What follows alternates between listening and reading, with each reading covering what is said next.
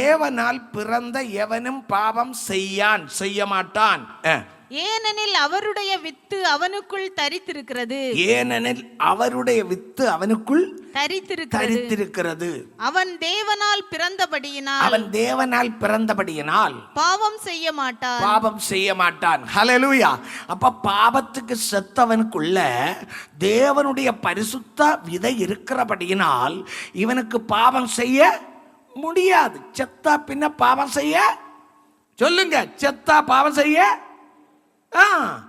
மதுபானத்துக்கு செத்தா பிறகு மதுபானம் பண்ண, புகைப்பிடித்தலுக்கு செத்தா பின்ன புகைப்பிடிக்க, பொய் சொல்லுதலுக்கு செத்தா பின்ன பொய் சொல்ல முடியாது. ஹல்லேலூயா. திருடுறதுக்கு செத்தா பின்ன திருட முடியாது.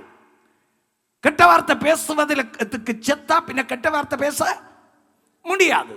அப்ப எனக்கு கேள்வி, கடல்ல கடந்து நீ கெட்ட வார்த்தை பேசுன, கள்ளு குடிச்ச, ஆமீன், தேவையில்லாத பேசுன, எல்லோ பாவத்தை செய்த, ஆமீன், ஆனா சர்ச்சுக்குள்ள வந்த சேஷன் நீ அதை ஏதாவது செய்யறியா? அதான் பாவத்துக்கு சத்தியா? அப்ப சரியா நீ பாவக்கடலை விட்டு வரலென்றால் நீ பாவத்துக்கு சாக முடியாது. மறுபடியும் பாவத்தை செய்ய ஏதுவாகும். அதனால முதலாவது பாவத்துக்கு சாகணும். இன்றைக்கு கர்த்தருடைய வருகைக்கு நீ எடுத்துக்கொள்ளப்பட வேண்டும் என்றால், ஆமீன், பாவத்துக்கு செத்தவனா இருக்கணும், நீதிக்கு பிழைக்கிறவனா இருக்கணும். ஹல்லேலூயா. கைகளை உயர்த்தி ஆமீன் சொல்லுவோம். பாவத்துக்கு செத்து நீதிக்கு பிழைக்கிறவனா இருந்தால் மட்டும்தான் கர்த்தருடைய வருகையில் எடுத்துக்கொள்ளப்பட முடியும்.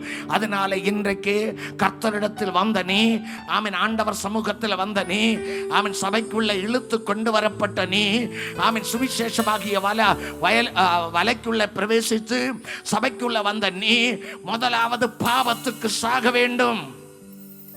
பாவத்துக்கு சாக வேண்டும்.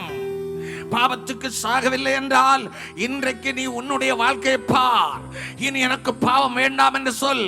பாவத்தை அறிக்கையிட்டு விட்டுவிடு. ஆமீன். கர்த்தருடைய விதை உனக்குள்ளே இருக்கும் என்றால் பாவம் செய்ய முடியாது. பாவத்துக்கு செத்தா என்றால் பாவம் செய்ய முடியாது.